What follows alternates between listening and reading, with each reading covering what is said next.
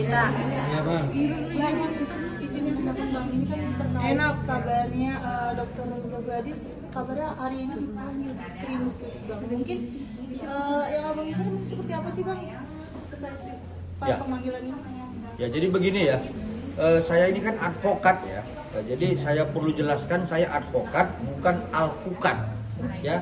Saya jelaskan itu. Jadi kalau setiap advokat itu berbicara tentang ketentuan hukum. Nah kalau kemudian saya mengaku advokat, artinya adalah tentang ketentuan hukum acara. Nah kalau kemudian ada yang menyampaikan bahwa klien kami dipanggil hari ini, ya jelas dong, kami ini berbicara tentang mekanisme hukum, ada hukum acara pidana. Kami belum mendapatkan panggilan secara resmi untuk hari ini. Tetapi, ya perlu jelaskan, tertanggal 30 April tahun 2025 ada panggilan kepada klien kami untuk dimintai keterangan untuk hadir di Polda Metro Jaya pada tanggal 14 Mei 2025. Itu jelas ya, itu yang resmi, itu yang diterangkan oleh advokat bukan alpukat ya, itu dia, aduh jelaskan itu.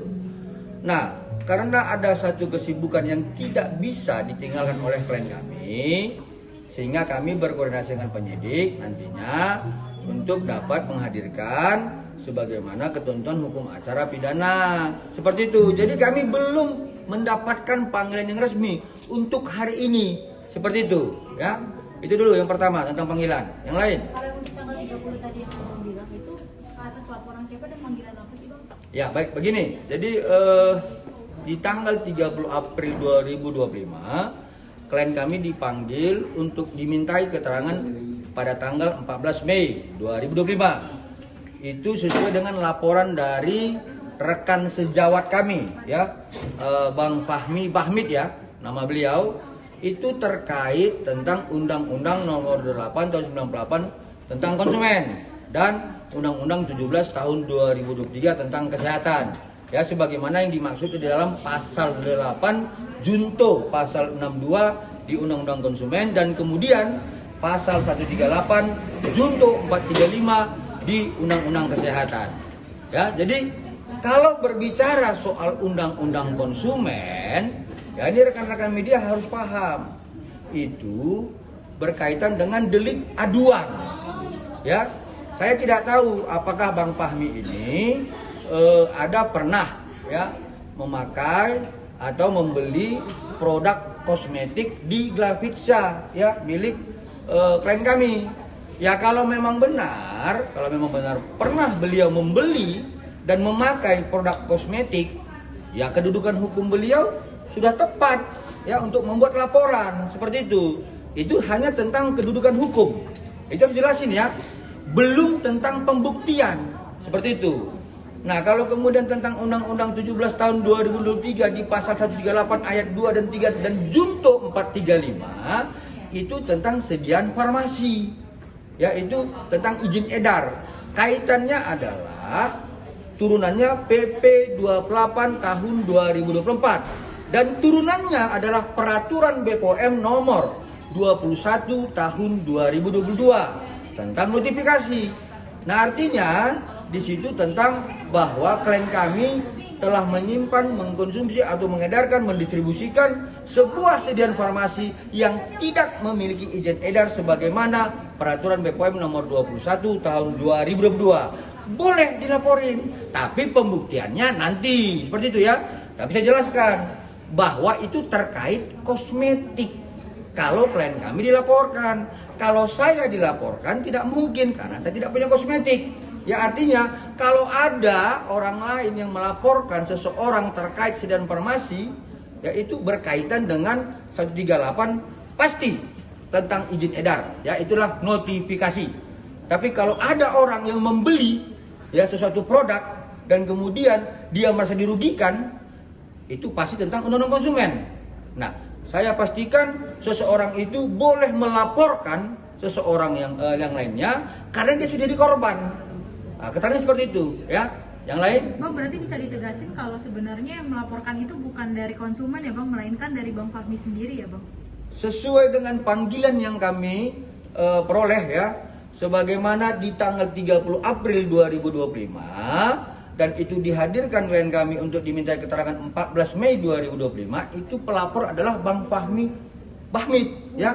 Ya, jadi kalau menurut kami ya, kita bicara hukum ya, karena saya advokat gitu, bukan alpukat ya. Saya jelaskan, kalau ada yang melaporkan seseorang terkait undang-undang konsumen, berarti orang itu telah memakai, mengkonsumsi, pernah membeli. Ya kita akan bertanggungjawabkan itu gitu loh. Kalau memang benar seperti itu ya, seperti itu.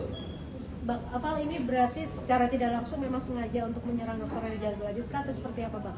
Seseorang itu berhak untuk melaporkannya, tapi kalau misalnya ada yang melakukan penyerangan secara negatif dan menyudutkan klien kami agar klien kami hancur, kita buktikan secara hukum.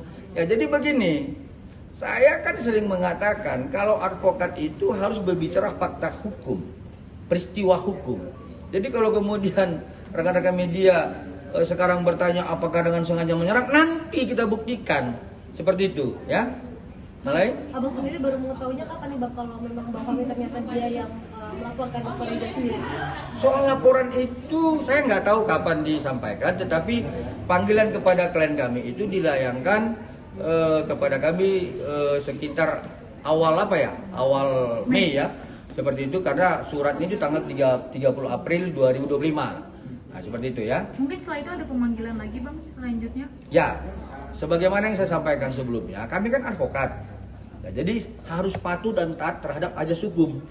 Kalau kemudian secara ketentuan hukum acara kami dipanggil dan klien kami itu nanti tidak terlampau sibuk dalam profesinya ya. Ini sekarang kan klien kami sedang melakukan treatment ini. Nanti jangan dia salah-salah bedah, nanti rusak lagi wajah orang, itu kan. Nanti kami akan hadirkan kalau ada panggilan resmi, seperti itu. Berarti sampai sejauh ini belum ada pemanggilan resmi ya Bang? Secara resmi kami belum mendapatkan panggilan yang kedua ya. Yang kemarin hanya panggilan pertama, seperti itu. Dan itu pelapornya adalah bukan konsumen ya? Ya, jadi seperti yang saya sampaikan tadi, pelapornya seharusnya itu kan kalau dikaitkan dengan undang-undang konsumen itu harus orang yang memakai. Tetapi ini pelapornya adalah rekan sejawat kami, Abang Fahmi Bahmid. Ya, satu azas hukum yang harus kita pahami, ada yang namanya lex specialis, derogat, lex generalis. Oke?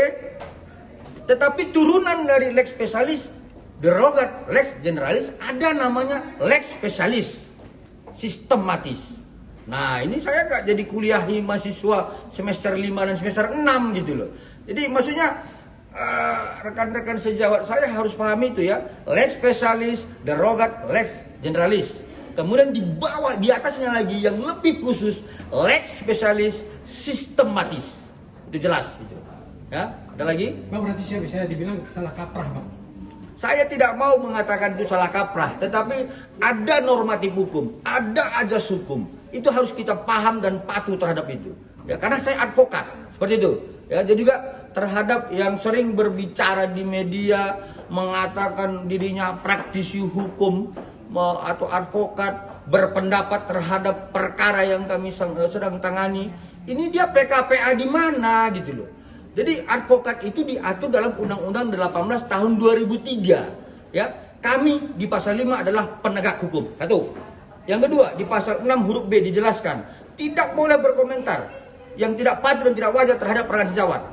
Kemudian di pasal 14-15 ya, saya sebagai kuasa hukum dalam perdata dan penasihat hukum di dalam pidana dari klien kami Dr. Reza dan Dr. Atobah Mufid bebas berpendapat di dalam pengadilan, di luar pengadilan, sebagaimana di pasal 14 dan pasal 15 Undang-Undang 18 tahun 2003. Nah, yang lain itu siapa? Ya, mereka berpendapat begini, begini, begini.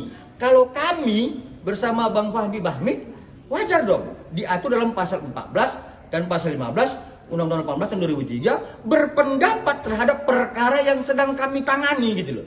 Tapi kalau ada rekan-rekan sejawat yang lain yang mau berpendapat terhadap perkara ini, objektif dong. Jadi jangan berbicara menurut saya, penerawangan saya. Ini kan kayak dukun gitu. Nah, jadi janganlah gini, jangan berpendapat sesuai dengan keinginan masyarakat gitu. Kita advokat itu luruskan. Di pasal 5 kan kita penegak hukum. Kalau masyarakat salah, luruskan dia. Jadi jangan sepertinya gini, dilarang itu di advokat mempromosikan dirinya secara berlebihan, dilarang itu. Ya jadi di mana dia berada, tolonglah organisasi advokat ini dilihat supaya nggak liar ini gitu. Jadi kalau kami di pasal 14 dan 15 Undang-Undang Advokat jelas bisa berpendapat terhadap perkara yang tangani. Kalau ada yang berpendapat yang lain silahkan, tapi objektif, ya jangan mengirim. Sepertinya kalau netizen ngomong sana dia mengikut. Ini kan kayak seperti ngikuti kemenyan gitu loh. Jadi jangan ini menciptakan pro kontra di masyarakat, janganlah. Ya, ini klien kami juga sudah jadi korban, kasihan klien kami. Ya, seperti itu. Bang, kondisi dari Dokter Reza sendiri saat mengetahui beliau ternyata dilaporkan oleh Bang Fahmi sendiri gimana Bang? Ada omongan nggak Kak Bang? Kekhawatirannya beliau gitu. Nah, jadi begini. Karena itu dilihat, ini klien kami ini kan begini. Selain dia berprofesi dokter, dia kan sering juga baca undang-undang gitu. Sering baca hukum acara ya. Jadi dia lihat bahwa yang namanya delik aduan begini, yang namanya delik umum seperti ini, dan dia lihat undang-undang kesehatan. Emangnya aku Bang pernah nggak mendistribusikan satu isi informasi yang tidak berdasarkan izin edar notifikasi dari Badan POM? Ya, coba lihat. Kami periksa dokumennya. Ya, ternyata tidak ada. Tapi ketepatan ya di samping saya ini legal corporate ya yang menangani tersangka khusus itu. Tolong Mas Dede dijelasin, ada nggak kita mendistribusikan satu produk yang tidak memiliki izin edar seperti itu? Saya jelaskan sama sekali tidak ada. Semua produk yang kita edarkan atas izin BPOM. Oke, jelas ya? Oke. Ya, selain beliau, saya juga periksa dokumennya gitu loh. Jadi kalau misalkan ada tadi rekan-rekan media mencari kesalahan dan sebagainya, nanti kita buktikan. Ya, lama-lama saya sudah gemas juga ini loh. Ini klien saya sudah baik-baik, ya ini jadi korban, terus dicari-cari kesalahan. Ini saya sudah kadang-kadang nggak terima juga. Ya, kami akan tetap mempertahankan kedudukan hukum klien kami. Itu intinya. Saya orang Medan. Bang, berarti ada penghinaan publik, Bang. Sudah pasti saya melihat seperti itu, ya. Jadi saya katakan, kalau saya sebagai kuasa hukum dan penasihat hukum dari Dr. Reza Gladys dan Dr. Atubah Mufid bebas berpendapat ya terhadap perkara yang kami tangani sebagaimana pasal 14 dan 15 Undang-Undang Advokat.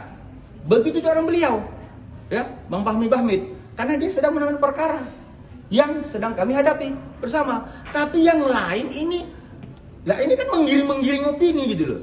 Nah, jadi menciptakan sebuah pendapat yang tidak objektif berdasarkan penerawangan saya, berdasarkan pendapat saya.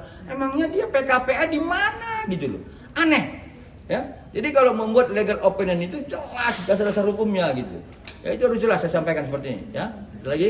Bang, kapan sih Bang? Ini pada akhirnya udah habis akal secara. Nah itu dia, kan saya bilang saya anak Medan. Kalau anak Medan ini kan banyak cara, banyak strategi. Karena kami itu belajarnya itu bukan belajar lobby, kami belajar jelas gitu ya. Jadi mulai normatif hukum, mulai ajas hukum. Ya satu lagi ya tentang nulum delictum nulla possessia pervia dan lega penalih, pahami kalian itu. Kalau nggak paham itu selesai. Jangankan memahami, menyebutkannya mungkin nggak bisa itu. Ya, jadi ada ajas hukum. Ketika benturan-benturan normatif hukum terjadi di bawah, maka pakai ajas hukum. Seperti itu. Bang, kapan sih akhirnya nantinya Dokter Reza sendiri akan speak up Bang perihal kasus ini? Sampai dengan Dokter Reza itu tidak disudutkan, dicari kesalahannya. Ya, kalau berbicara normatif, berbicara fakta, saya jamin Dokter Reza akan berbicara. Seperti itu. Bang, terkait uang prestasi sendiri mungkin sejauh ini seperti apa ya? Nah itu dia. Sidangnya Bang. Saya lucu gini. Uang prestasi itu ya rekan-rekan media itu diatur di dalam 1243 KUH Perdata, 1234 KUH Perdata, ya. Kemudian 1320 KUH Perdata. Itu jelas, ya. Pertama, harus ada perjanjian yang sah secara hukum. Yang mana itu diatur dalam 1320 KUH Perdata. Lanjutannya adalah adanya yang lalai dan tidak melaksanakan terhadap prestasi terkait perjanjian itu. Contoh, saya ini dengan Mas Dede, ya. Beliau ini pinjam uang saya. Posisi saya ini adalah sebagai kreditur. Beliau adalah debitur. Nah, terjadilah perjanjian sepakat dan sukarela. Kemudian beliau tidak bayar. Lalu kemudian saya anggap dia lalai. Ketiga, saya somasi. Keempat, dia tidak indahkan somasinya. Lalu terjadilah wan prestasi. Kalau tahapan ini tidak ada, wan prestasinya di mana gitu loh. Dan biasanya yang melakukan perbuatan wan prestasi adalah debitur. Ya, ini saya yang punya uang, saya yang digugat. Ini hukumnya hukum apa gitu? Itu satu. Kalau ada perjanjian, nggak pantas beliau gugat saya, dia debitur, saya kreditur. Nah, apalagi tidak ada perjanjian itu gitu loh. Proses perjanjian kan sudah diuji dari proses penyidikan, kemudian dari pendalaman dari jasa penuntut umum, sudah P21. Nah, ini mau dipersidangkan. Ya, jadi mana perjanjiannya? Nah, kalau kemudian dimasukkan ke dalam ketentuan, ya saya dengar tuh Bang Fahmi berbicara tentang pasal 81 KUH pidana, ya itu ada, tetapi itu bukan kewajiban, itu adalah kewenangan sebagaimana diatur dalam Undang-Undang 48 tahun 2009 tentang kehakiman ya. Jadi ya tolonglah, kalau saya ini kan nanti kalian bilang ini advokat pasal atau apa. Memang advokat pasal gitu ya. Jadi advokat nggak boleh ngerocot bacot tanpa pasal seperti itu. Bang, Ya? tapi nanti kemungkinan dokter sendiri akan hadir nggak sih jika dari persidangan dari pengadilan sendiri mungkin meminta untuk dokter hadir? Ya, jadi begini. Di dalam proses persidangan itu kan ada aturan hukum acara. Saya sebutkan ya. Herjen Inlands Reglement. Ya, itu hukum acara. Kemudian kehadiran kami sebagai kuasa hukum itu diatur dalam pasal 123 ayat 1. Itu tahapannya ya, jelas tuh ya. Tapi kalau kemudian lahirlah sebuah produk hukum, Peraturan Mahkamah Agung nomor 1 tahun 2016. Nah, disebutkan di pasal 3, dalam proses perdata itu wajib dilaksanakan mediasi. Rohnya adalah untuk mengadopsi azas demokrasi negara kita. Sebelum bersengketa, musyawarah dulu dong. Kan begitu? Nah, kemudian tentang kehadiran klien kami diatur dalam pasal 6 Perma 1 2016. Nah, artinya para prinsipal bisa bertemu ketika untuk menyelesaikan persoalan. Misal nih, klien kami hadir ya dalam proses mediasi karena menghormati Perma 1 2016. Pertanyaannya, dengan siapa dia bermusyawarah? Apakah dengan Bang Fahmi? Nah, lalu apa yang mau disepakati dengan Bang Fahmi? Nah, kalau begitu kan ngapain klien kami hadir? Tapi kalau penggugat hadir, pasti klien kami akan hadir. Kenapa? Yang mempunyai masalah ini kan beliau, penggugat dan tergugat. Bukan klien kami dengan Bang Fahmi. Berbeda ini ya. Jadi harus dipahami ya. Jadi kadang-kadang ini saya ya harus bicara tegas ini ya, tapi harus bicara tentang fakta hukum, pasal dan sebagainya. Bang, ini kan kondisinya Kaniki sendiri masih ditahan, Bang. Untuk menghadiri mediasi kan sangat tidak mungkin, berarti kan beliau harus ada pengajuan izin ya. Ini seperti apa nih Bang nantinya? Kalau memang tidak hadir, kan harus ada izin atau harus dua. Ya, jadi kalau usulan penggugat dapat hadir atau tidak, saya tidak mampu menjawab itu karena urusan saya menghadirkan klien saya. Ya, masing-masing kami itu menghadirkan klien kami, ya seperti itu.